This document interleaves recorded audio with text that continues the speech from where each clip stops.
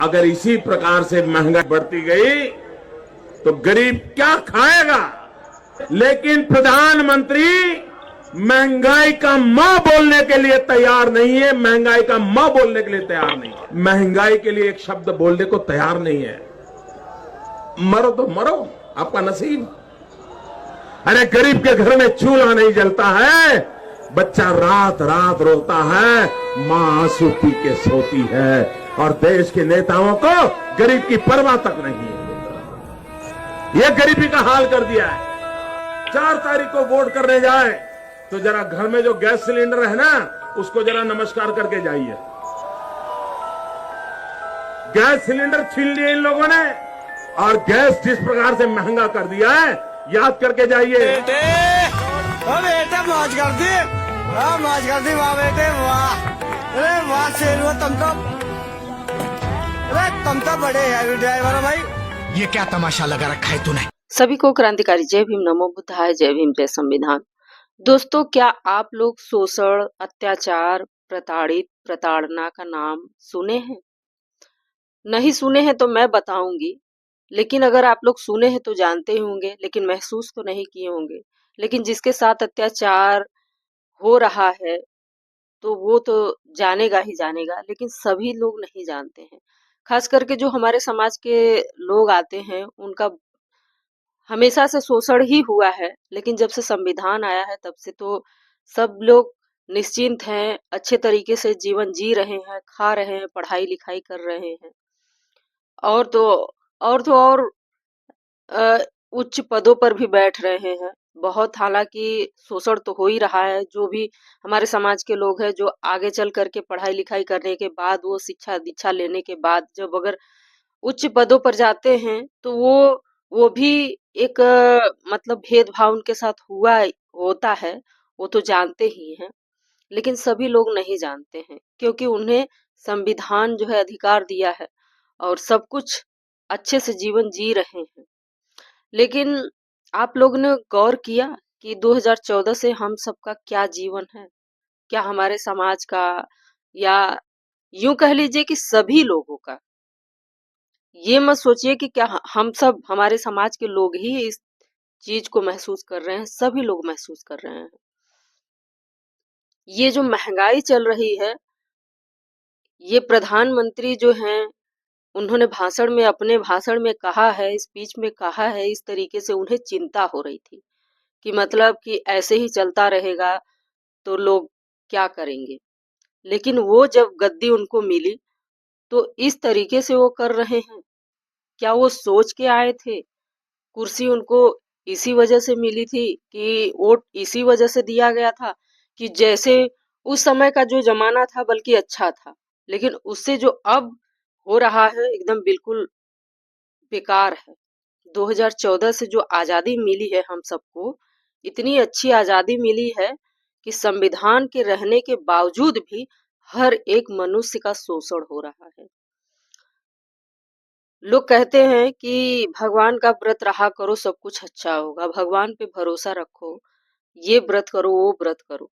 बिना व्रत किए ही आज के दौर में मुझे लगता है कि खाना भी मिलना मुश्किल हो जाएगा। अगर यही दशा रहा तो सोच लीजिए कि हर घर में सिलेंडर है, सबके घर में चूल्हा जल रहा है, यही गैस है, गैस सिलेंडर है, एलपीजी गैस, इसी पर खाना बनता है सभी के घर।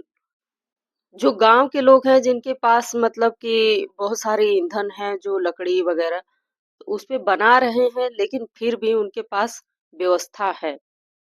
इमरजेंसी के लिए गैस रख दिए, अगर मान लेना छतर छांव होता है, जैसे कि घरों में मतलब कि पानी बौछार आती है, तो उसके लिए ये होता है कि चलो ठीक है, बरसात के सीजन में गैस जला लेंगे, खाना बन जाएगा, खा लेंगे। वो गैस इमरजेंसी के लिए रख लेते हैं।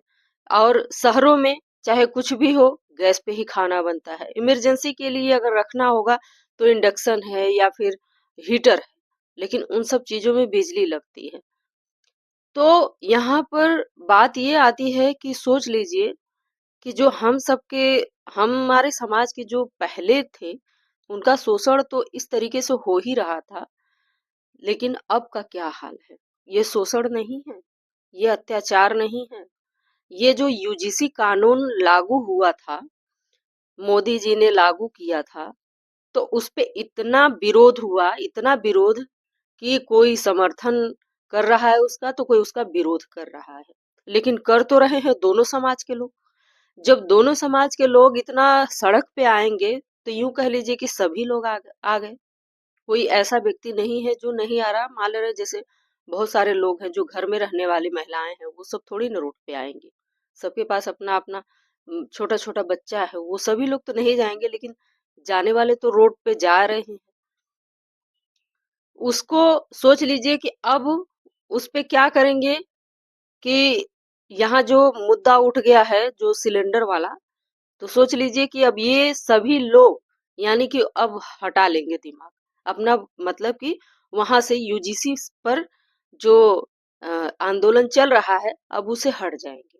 अब हटने के बाद जब हट जाएंगे तो क्लियर हो जाएगा, चाहे वो लागू हो चाहे अब वो रद्द हो, यही हो सकता है।